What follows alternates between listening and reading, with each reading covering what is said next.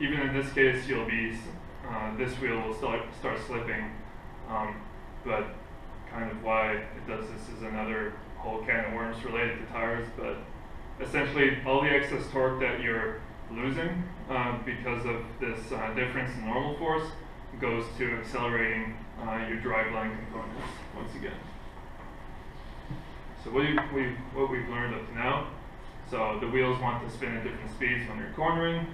An open diff pretty much lets you deal with that, but then you have the trade-off of you might be losing power when you have non-ideal tractive conditions, such as slippery ground or you're lifting your wheels.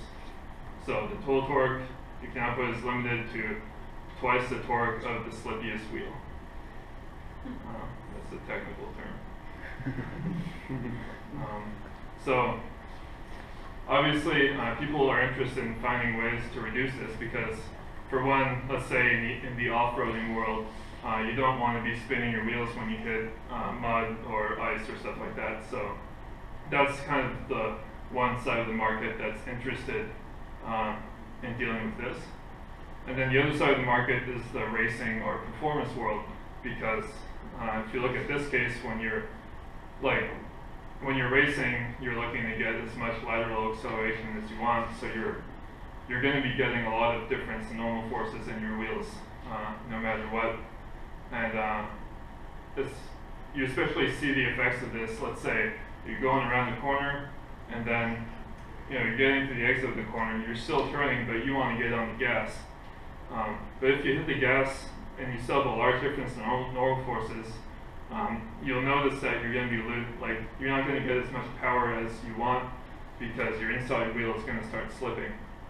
So we even see this on our car, like we've seen it this summer in testing. There's even one spot in the UFT video where you can hear the engine revving up when Ryan is coming out of the corner, which I guess I'll show after the presentation.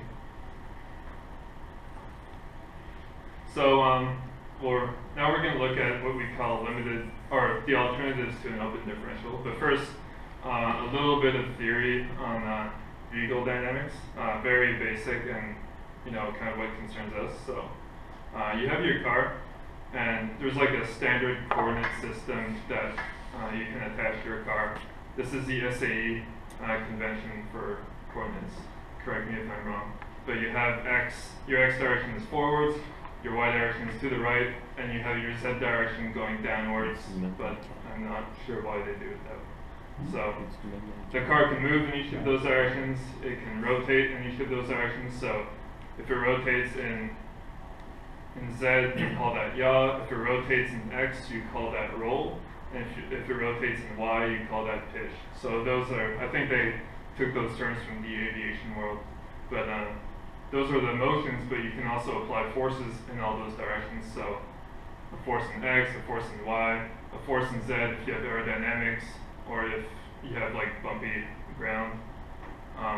You can also apply moments.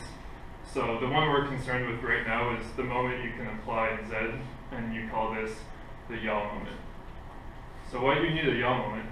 So let's say you're driving your car and you get into a corner. Your car needs to go from this orientation to that orientation. Since your car has a moment of inertia, you're going to have to apply a moment to the car to get it moving in rotation, and then you're going to have to apply a negative moment to get it to stop moving. So you come into one, you're not applying any moments, you don't need to, and you're like, oh, I need to turn around this corner. I better apply a yaw moment to my car. So you steer the wheels like between 1 and or after 2 or whatever. And you apply a moment, your car starts turning, and then you're like, all right, I got, like essentially you get a yaw velocity going. And you need your velocity to keep on going until the end of the corner, and at that point you need your yaw velocity to stop. So you apply, I guess it's a positive yaw moment coming into the turn. Then when you want to stop yawing, you stop accelerating. So you stop it applying the yaw moment. And then you have to apply a negative one to stop yourself from yawing. So to stop yourself from turning, and you can be headed in the right direction. Obviously, this is like extra super simplified. Like there's a whole other thing related to this that Gary could talk to you about for a while. But this is kind of the basics of what we're concerned with for now. So let's look at the first kind of alternative to a differential, which is called the spool. And essentially that's a fancy word for a solid bar between the wheels. So a lot of cars still run this way. A lot of racing series, like you have stock cars, so like oval car racing.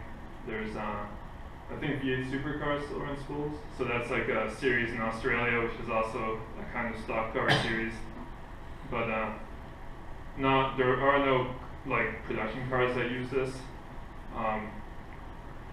But yeah, there are actually some FSA teams that run spools because it's simple, and in some cases you can show that it's actually kind of beneficial. So what's the advantage of a spool? It's that you can't ever lose any power when you're coming out of a corner, like I showed before with the open diff.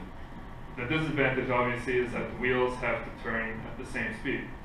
What does this do to your performance?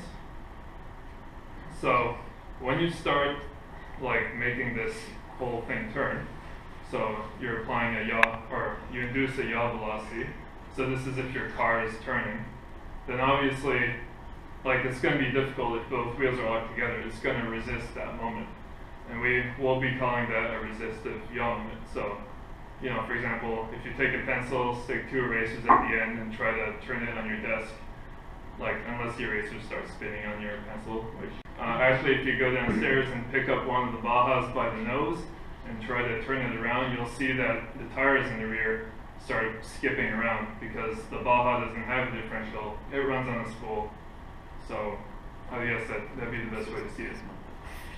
So this resistive yaw moment is going to hurt us when we're trying to go around the corner, because as soon as you start turning, I guess around 2, this line here, which is your resistive yaw moment, is going to start happening.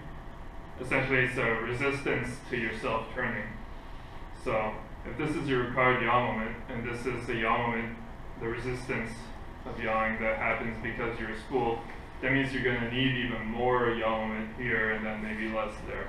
So it kind of screws up what you're trying to do when you're turning the car, and it can make the car behave badly when you need to turn, let's say in a slalom, when you need to be yawing your car very fast.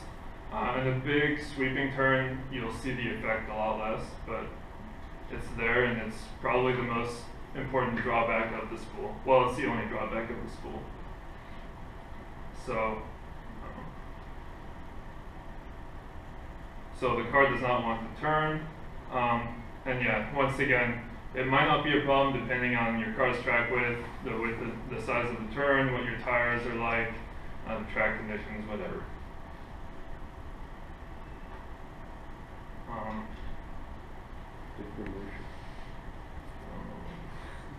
Differential. Okay, so there's kind of a way to get to a middle ground, and this kind of device is called a limited slip differential. So essentially, you guys remember when we looked at the force balance of the diff, I said that in an open diff, the torque on this gear here is 0. So you're applying a torque like this to the whole thing, but for this one single guy here in an open diff, because of this bearing, like you can't apply any force to this guy. So the force balance on both axles means that both axles need to have the same torque. On the spool, the spool is essentially an open diff, but where these gears are just locked in place. Like, actually what people sometimes do in racing is if they don't like their open diff anymore, they just weld all the gears together, and that makes a spool. So the middle ground is the limited slip differential, and essentially what you're doing is you're using some kind of friction to keep this, or control the rate at which this guy turns. So yeah, in most cases, actually using friction. So, all right. So the first type of limited LSD is limited slip differential. It's called the clutch pack. So this is actually the kind of differential we'll be using this year. Essentially what it is you have a case. You have your regular open differential configuration, but between your casing and your axles, you have these clutch plates. So clutch plates essentially is it's kind of like these alternating plates, half of which are splined to the casing, and the other half of which are splined to the axle. So when you squeeze the plates together, it tends to lock the casing to the axle directly, bypassing the bevel gear. So if you look here, this is an image of an open diff. So you have your two planet gears here and your sun gears here. And here's the kind of the parts that make up a limited slip. So you have, well, this is obviously disassembled, but you have all your planet gears here. You have your big sun gear here, and then you have one of the components that's special in a clutch pack is this thing here, which is the cage of the limited slip, and then you have your clutch plates. So calibration. This is kind of the assembled, like you have the planet gears, you have the two cages, you have the clutches, and you have the casing. So one kind of the special thing about this differential, so you have this is the pin that goes through the planet gear, kind of like this here.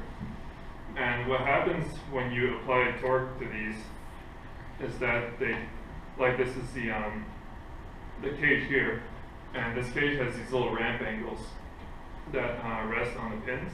So when you apply a force to the pin, it tries to pry apart the two cages, and those apply pressure to the clutch plates and tend to bind the axles together. And this is actually really cool because what it does is when you apply throttle, it tries to lock the wheels together, but then when you let off the throttle, so you let off on this force here, the clutches go back to rotating more or less freely. So you actually try to reach the best of both worlds, in which when you apply throttle, you can lock the axles together and try to control the amount of power you lose. But then when you just want to turn or negotiate a turn, you let off the throttle. So you let off the pressure on these plates, and then you let the wheels turn more freely again. So the clutch pack is, it's widely used in racing. Well, a lot of FSA teams use these now, and they're easily adjustable. They're pretty easy to understand and model mathematically.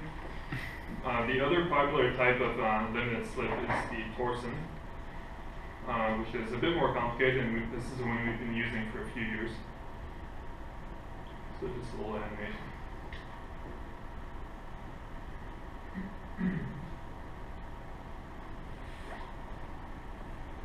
So this is a bit harder to understand. You need to kind of look at this a few times to really know what's going on. But essentially what's happening is you have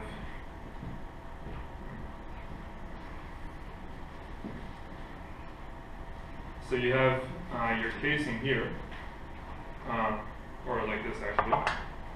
So when you apply torque to this casing, it tries to kind of push these sun gears around, these planet gears around. And these planet gears are configured such that they have this kind of helical gear profile. So it's set up so it works like an open differential, but the big difference is that you see a lot of friction at these interfaces. So it's all these frictional interfaces that essentially make it a limited slip and make it resist the wheels trying to turn.